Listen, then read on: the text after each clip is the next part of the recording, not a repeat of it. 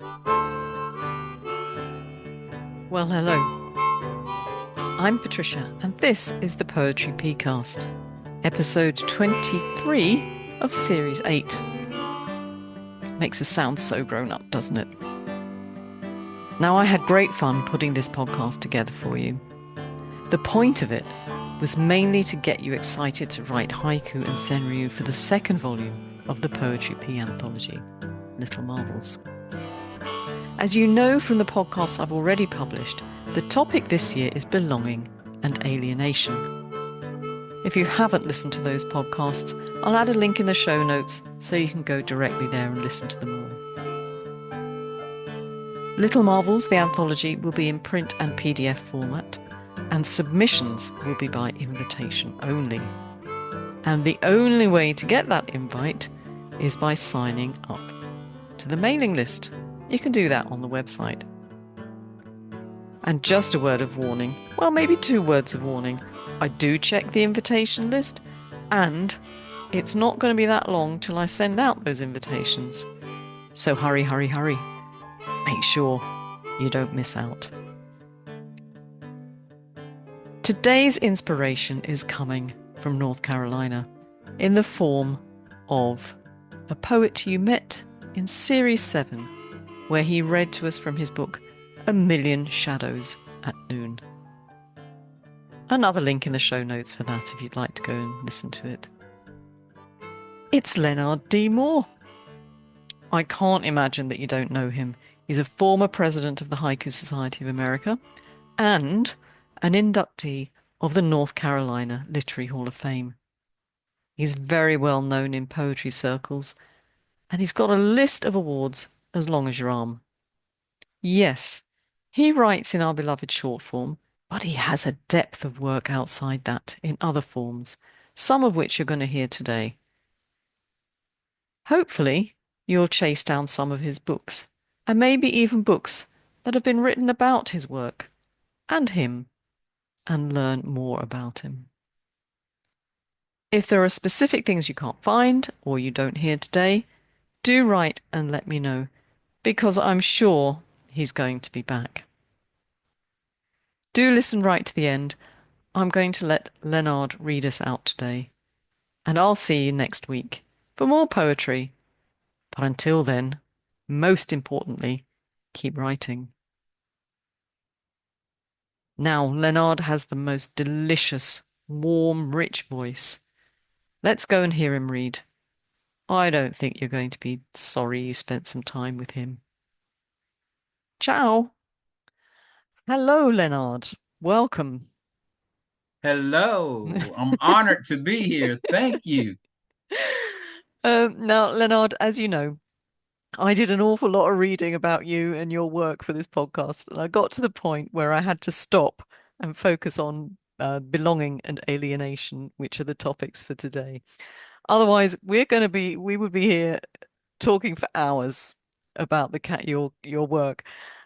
But I know, and I really hope that you'll come back and talk to us some more another time, because there's just so much of your work we could talk about.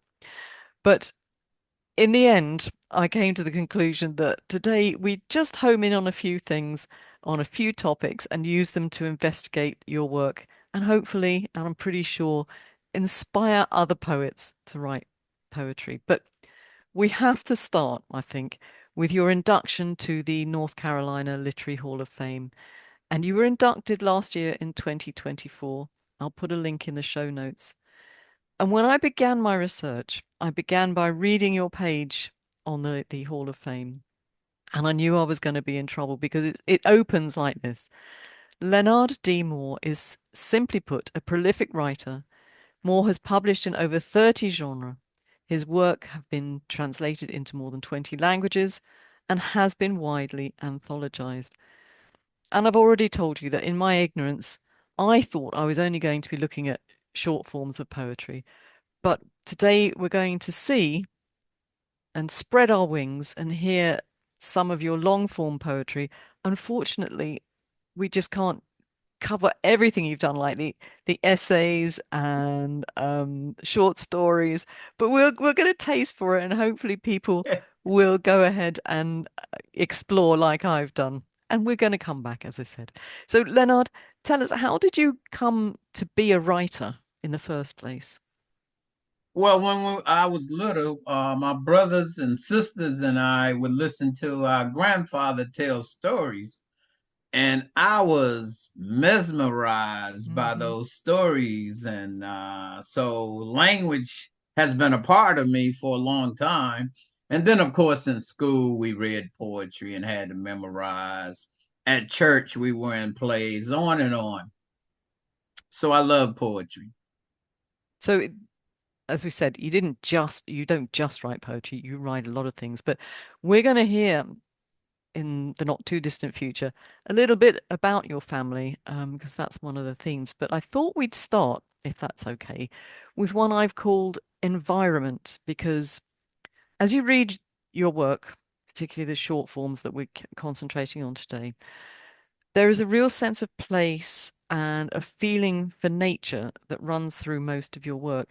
So I've given you, well, I've suggested a few things that I really love to hear you read. And what I'm going to do for those people watching on YouTube is I'm going to put up some slides. The first one that I ask you to read is The Home Place. The home place. When I walk the path this morning, there is only a slight light in the thin woods. I come upon a creek near a tin roof house, and there is no one anywhere to witness my presence. Meanwhile, the wind rises through the branches, but soon reaches groundfall. A faint smell of honeysuckle sustains itself on the air while quail rove the slope weeds. My eyes will not let go. Now I think of my great grandfather who one time walked these woods through daylight. This is the country he knew since boyhood, and I am grateful for this home place. Here, I too wish to grow old and stand without words in this part of the world so lively and pure. I can hear a dog barking somewhere in the far distance, here where the voices of former life do not speak, their spirits huddling into themselves, a brotherhood of saints. We are this fresh green world which cradles everything into itself.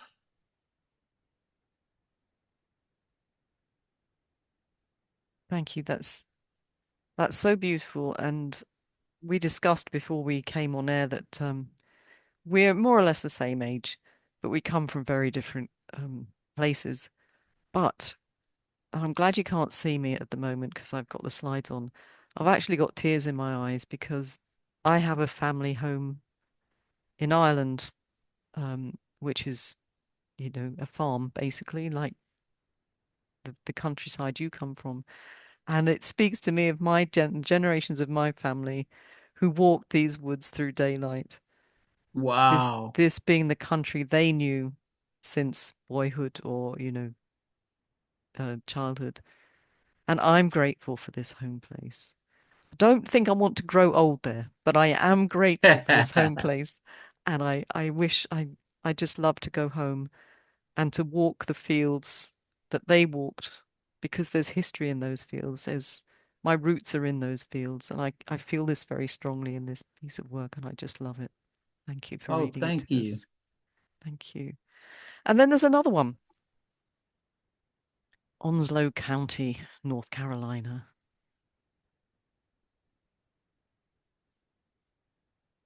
Onslow County, North Carolina, for Basho.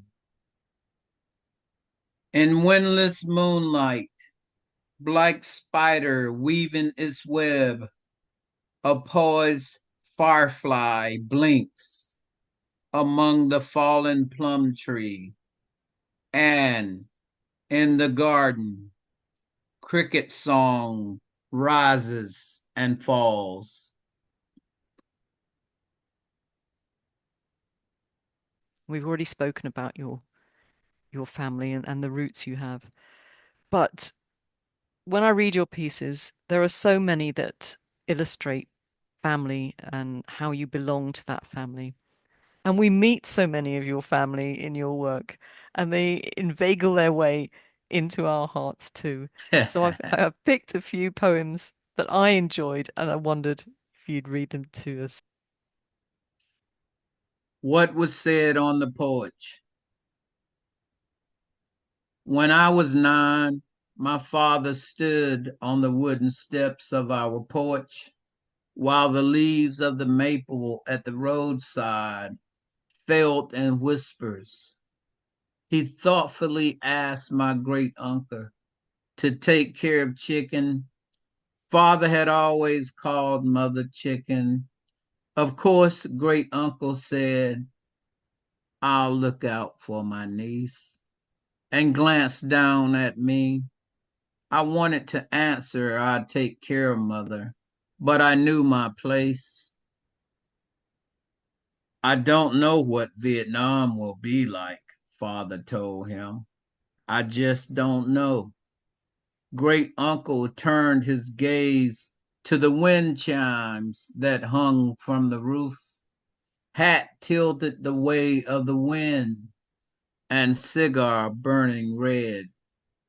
Father's eyes were red from crying, his hands tucked in his pockets, as a change of air moved between great uncle and him.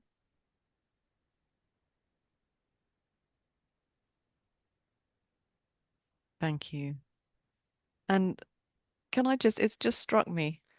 Your father was off to Vietnam, but was it his choice to be in the military or was he drafted? I'm not really sure. Okay. That was decades ago. I'm Oh not yeah. really sure.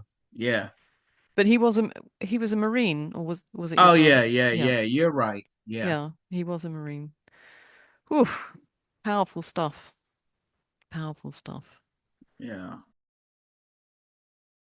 My father leaves for Vietnam. When my father let loose my mother from his outstretched arms, he stared into her eyes as if wanting to see his pain. I had never seen him cry. His eyes dammed the water. I felt my mother's heart drumming in me. He looked down and whispered in my ear, I'll be back. Don't be afraid. Then he turned away. He boarded the Greyhound. I held my mother's hand and looked at him climbing the steps. He sat and hung his hand out the window. I watched the bus fade. I have never understood why he had to go, although my mother cupped me in her arms as if she could still reach my father.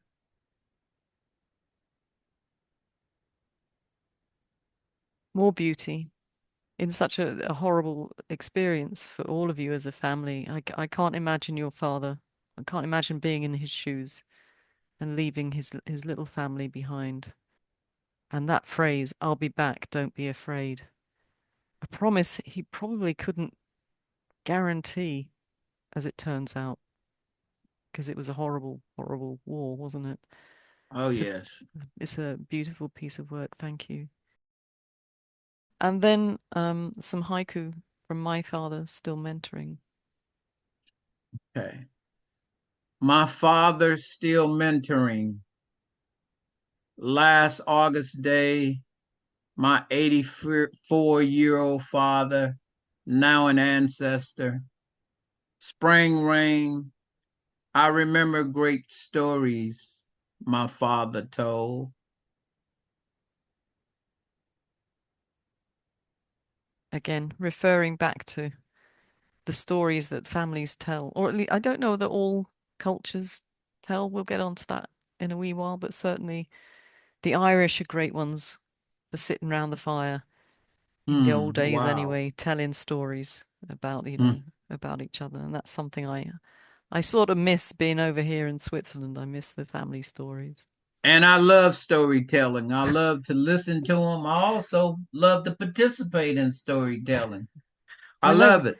we got to find some of your short stories and share them with people. Thank Now, you. this is a sad part of your family life because I know you lost a daughter, and there are no words I can say that compensate. Yeah, that's the worst thing anyone can go through. Oh, But here we are, and I will read. thank you. You're welcome. Hot afternoon. The squeak of my hands on my daughter's coffin. I leave the dusk at her grave. Crickets. Father's Day. Sitting alone on the mall bench. I think of all those. I leave the dusk at her grave. Crickets affects me the most. Just the idea of leaving her behind at the grave.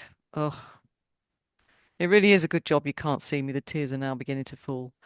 Um, thank you for that. Thank you.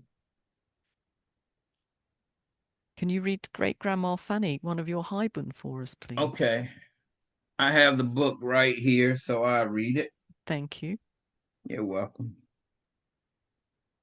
Great Grandma Fanny.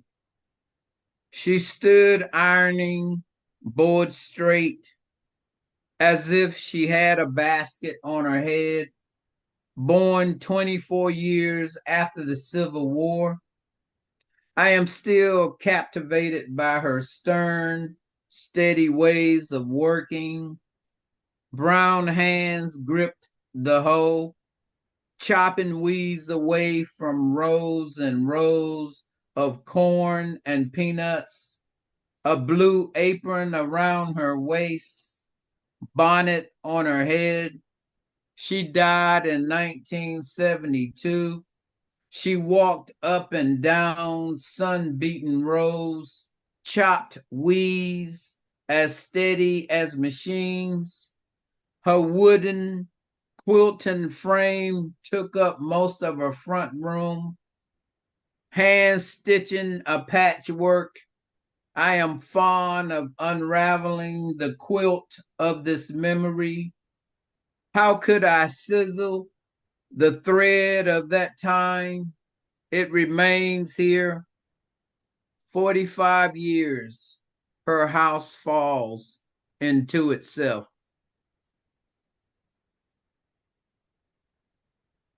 Now, Great Grandma Fanny fascinated me for a number of reasons. That final haiku, the house falling into itself. Again, it speaks of the houses I know in Ireland that, Oh, gen wow. Her gener house is still there, and that's been a long time ago. Oh, wow. She was born in the 1800s. Well, this was the other thing that fascinated me. So I'm gonna ask, was she in North Carolina like yourself? So Oh, yes, yes, okay. yes. So is she part of your family that would have known slavery, or had she escaped that? Oh, absolutely. Because her sister told me quite a bit about it when I interviewed her. Her baby sister was, Hmm. I don't know, maybe about 10 years younger than her. Hmm. And her baby sister lived to be 105. Ooh. So yeah, and my grandmother, I think she was up in my great grandmother. I think she was up in her 80s. So I Hmm. was young, like 14 way back Yeah. then, working in her fields with her. Yeah. Did you think the trouble with being a teenager is you don't think often don't think to ask the questions. Yeah, you're She, right. So I didn't know all of that, but I saw her ah, grave. I saw her grave again last month when I went mhm, home. yeah. Yeah. And you have, as you said, you had her younger sister who could tell you some of the stories Oh as yeah, well. yeah, Yeah, yeah, yeah. yeah, yeah. But isn't that amazing? I mean, I find this amazing that, as I said, you and I are not so different in age. Her Yet, younger sister was my great great aunt great. two times. Yeah, Yeah. yeah, absolutely. But to think somebody you knew somebody who had experienced one of slavery and two the Civil War. I think she said her baby sister said her mother used to tell her about it in the kitchen, I guess when she was little. So Yeah, yeah, yeah. she told me, yeah. Wow. Amazing. Because I definitely knew to interview her about all of that. Yeah. That's just so fascinating. Our families can tell us so much if we think to ask. Right. That's And what helped, I'm sure, is because she lived so long. She yeah. was 105, so I was old enough to realize what questions I needed to ask. Yeah. So have you written is this interview in book form somewhere that we can read? Eventually, I plan to do that. But what I did when the family gave her a 100th birthday celebration, and they Hmm. came from other states for it too, Sure. Sure. I wrote a poem and read it at the celebration, and it was a poem that used meter and all of that. Because I write sonnets, villanelles, Mm-hmm. sestina, you name it. Oh yeah. Well, as I say, we're learning a little bit more about your work outside Highborn, about outside the short form today. Um, and again, we're going to come back to this, so that this is good. Thank you. Thank you. Thank you for sharing great grandma Fanny. I love her. Thank you. So we've also touched on the next theme that I wanted to explore with you, military service. Now we've said your dad was in the service. He was a Marine. He went to Vietnam. And it's clearly an important part of your family's history, your family's life, because you were in the services and your brother also followed that up and he was in the service, and we'll come on to that. But I wondered, why did you join up? Well, my brother got me to join. We went in the buddy system. Oh, So he got more rank because I went in. oh. He got me to go in. I got more rank because I had some college. So yeah. But you grow up when you go in the military, so it was a good experience. Hmm. Now, your brother, who got you to start in the buddy scheme, as I call it, how do you pronounce buddy? I've forgotten Buddy, already. yeah, buddy, Buddy, DY. buddy. Yeah, you have an army buddy when you go in. You look out for each other, especially in training. Hmm. He has half of the tent, you have the other half of the tent, and you Yeah. put it together in training and make a whole tent. So you're buddies. You're looking out for your buddy. But your brother now, he went to the Gulf War, but you didn't. No, I So, didn't. I got out after 3 years. He stayed uh, in for a career. ah, okay, fair enough. But you have written about his experiences, although they're not necessarily always about his experiences. I think Well, you I wrote didn't only interview him. exactly. I talked to my father. I talked to other Vietnam vets, and Hmm. of course, I went through training. So but You go, those guys had the actual experience, yeah. and Um, so there were veterans who said it seems as if I were there when they read the book. I can well imagine it. We're gonna hear some of it in a second, but Desert Storm, I think, a bit like A Million Shadows at Noon. Both of those, are they written as a sequence of haiku? Yes, yes, Yeah. yes. I wanted to do something that a lot of other people wasn't doing. Mm-hmm. I wanted to do something new. So both of those you write are written as sequences. So maybe I write one more and that'll be a trilogy. Oh. It's just not easy to do that, but yeah. So there's so much I tried to incorporate in that, history, you name it. Mm. I try to incorporate all of that. Tell a good story, use concrete uh, details, vivid imagery, and try to use the terminology that you use in certain. So it's a whole lot I Mm, tried to do with that work. yeah. And I know you tried to do it in chronological order, but I'm not sure that I chose the poems necessarily in Yeah, chronological you're order. right. That's something else I tried to do too for both of the Both of them. sequences. Yeah, yeah. Could you read us then a little bit from Desert Storm, please?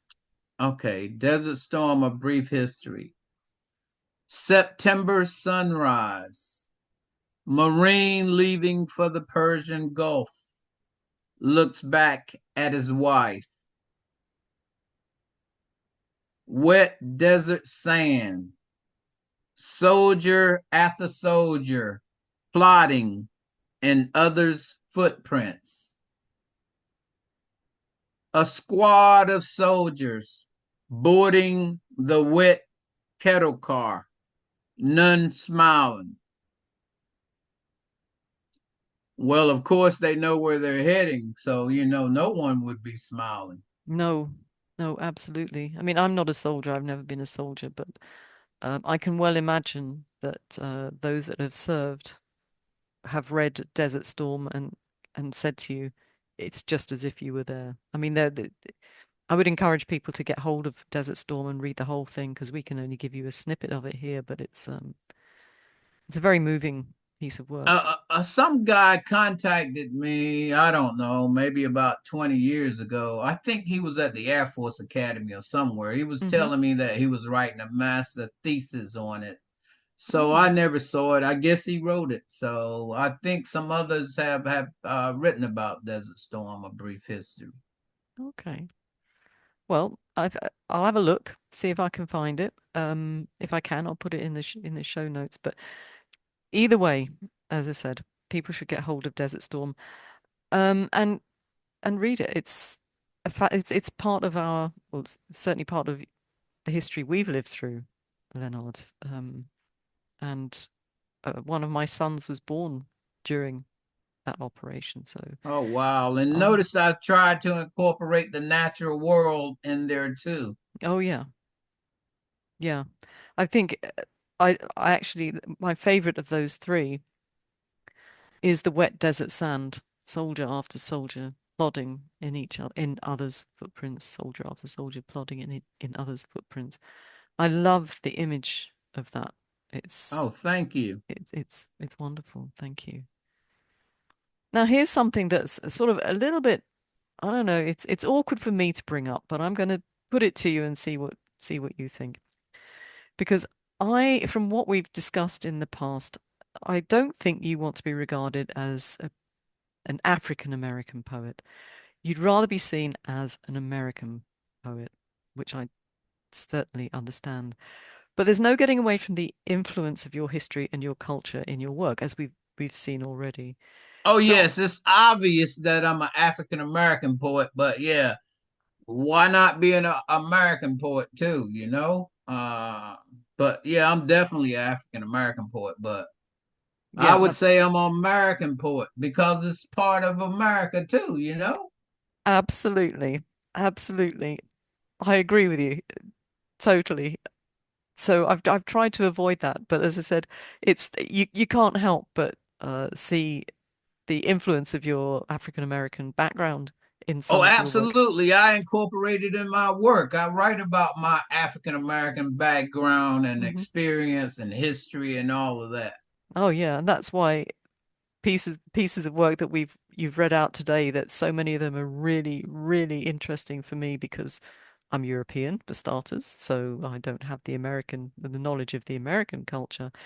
But obviously I'm white too, so I don't have an insight without the help of pieces of work like you write.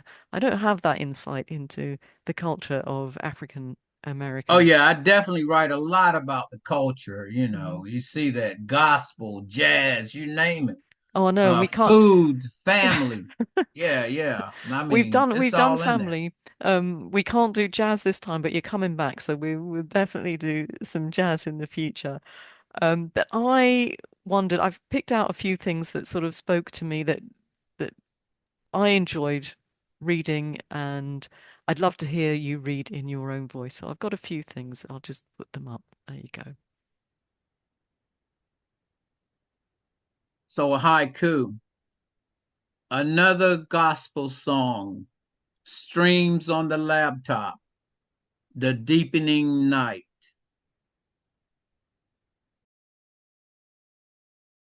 Night after the march, reading the Million Man Pledge to my pregnant wife. Tonka poem or Tonka. Morning goes, the blues woman chants in the summer heat while hanging the wash this end of the clothesline. That could have been my mother in my youth Mm, doing that, except for the line, the blues woman chants in the summer heat. No way my mother's going to be the blues woman chanting or the blues mm. woman chant.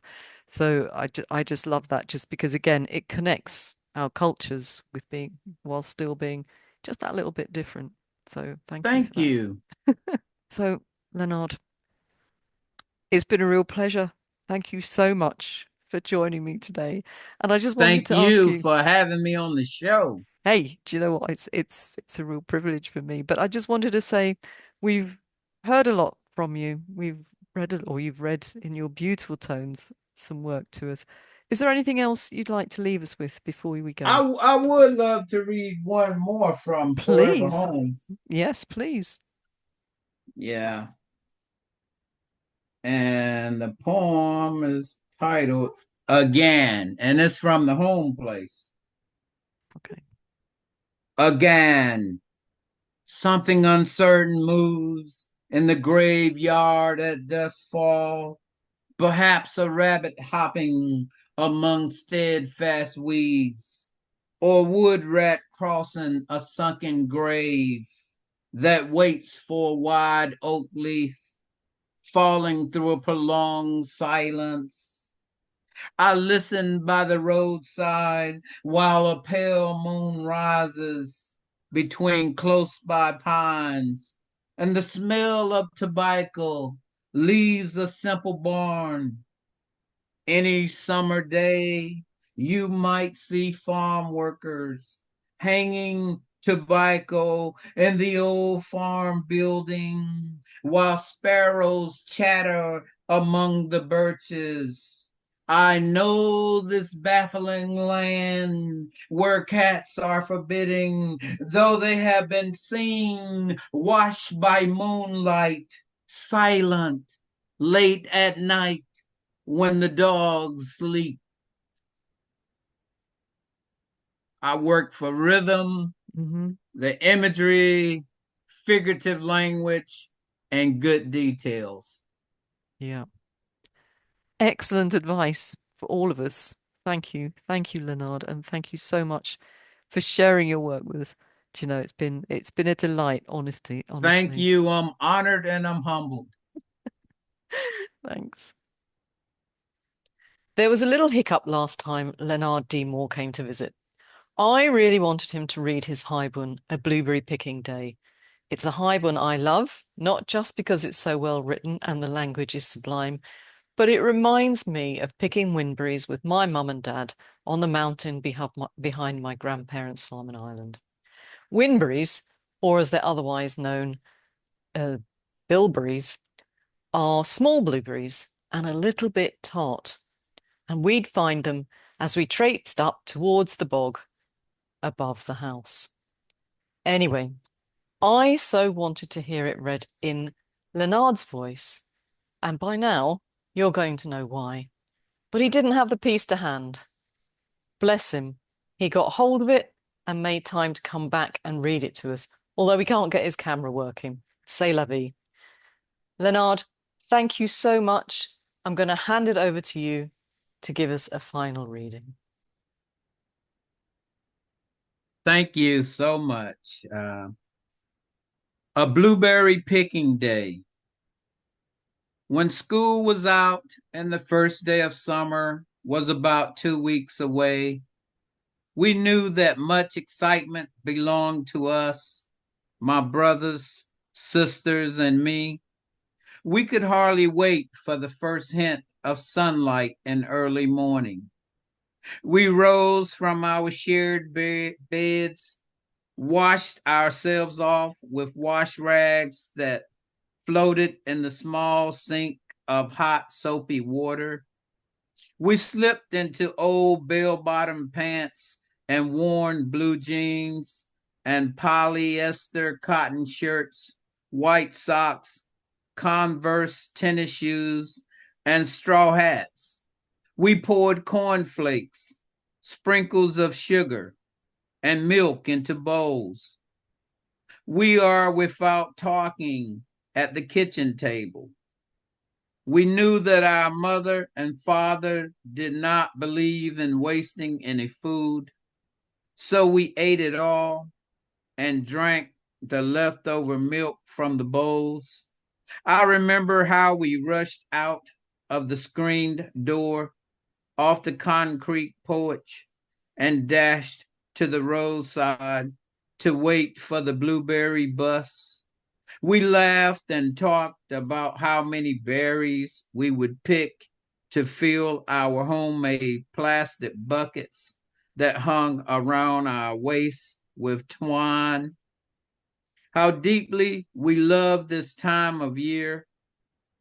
Yet we watched to see when the bus would come, the bus one stop away, its horn blowing and blowing this summer morning. Often, as we got on the bus, we flopped in seats with homeboys and homegirls. We picked up others from a number of neighborhoods throughout our small town. My brothers and I marveled at the beautiful brown girls who boarded the bus. I wonder if my sisters marveled at the afro wearing boys. I remember how we would duck down on the 20-year-old gray bus, not wanting anyone to see us riding it. We would see the ones who stood outside to watch our bus creep by at the skating rink on Monday nights and the dances on Saturday nights. We waited until we were clearly out of sight before popping up into our ripped seats. 40 miles away, we picked our first bucketful in dusty sunlight. All day long, our mouths turned blueberry blue, the taste of grit. Deep stillness, a dozen dollar bills rustle before we board the bus. Back home, the last glow of day behind the pump.